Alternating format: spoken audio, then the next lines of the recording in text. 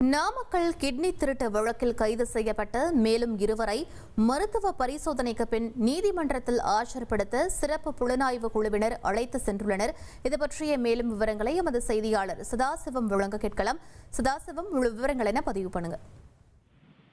வணக்கம். அதாவது நாமக்கல் மாவட்டம் பள்ளிகளை சுற்று வட்டார பகுதியில் வசிக்கக்கூடிய விசைத்தறி தொழிலாளர்களின் வாழ்வாதாரத்தை குறிவைத்து அவர்களை மூளை செலவு செய்து அதாவது உடலில் இருக்கக்கூடிய கிட்னி, கல்லீரல் போன்ற உடல் உறுப்புகள் போலியான ஆவணங்கள் மற்றும் முகவரிகள் தயார் செய்து தனியார் மருத்துவமனை மூலம் விற்பனை செய்தது தெரிய வந்தது. இது குறித்து மதுரை உயர்நீதிமன்றம் உத்தரவின்படி சிறப்பு புலனாய்வு குழு, அதாவது தென்மண்டல ஐஜி தலைமையிலான குழுவினர் இரு எஸ்பிக்கள் கொண்ட குழுவினர் அமைக்கப்பட்டு அவர்கள் விசாரணை நடத்தி வருகின்றனர். இந்த விசாரணை முடிவில் பார்த்தோம்னால் நேற்றைய தினம் பார்த்தோம்னால் இந்த கிட்னி திருட்டு விவகாரத்தில் புரோக்கர்களாக செயல்பட்ட நாமக்கல் மாவட்டம் பள்ளிவிளை சத்யநகர் பகுதியைச் சேர்ந்த ஸ்டான்லின் மோகன், ஆனந்த் ஆகிய இருவரை நேற்றைய தினம் போலீசார் கைது செய்தனர். இன்றைய தினம் நீதிமன்றத்தில் ஆஜர்படுத்துவதற்காக பள்ளிப்பாளையம் அரசு மருத்துவமனையில் மருத்துவ பரிசோதனை செய்து நாமக்கல் குமராபாளையத்தில் உள்ள நீதிமன்றத்தில் நீதிபதி முன்பு ஆஜர்படுத்தப்பட்டு நீதிபதி அளிக்கக்கூடிய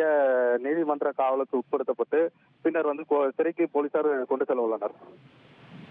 விவரங்களுக்கு நன்றி சதாசிவம்.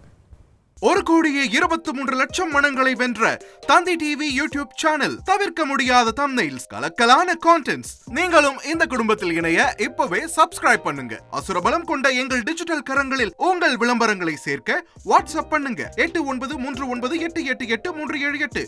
Email advttv@dttv.in.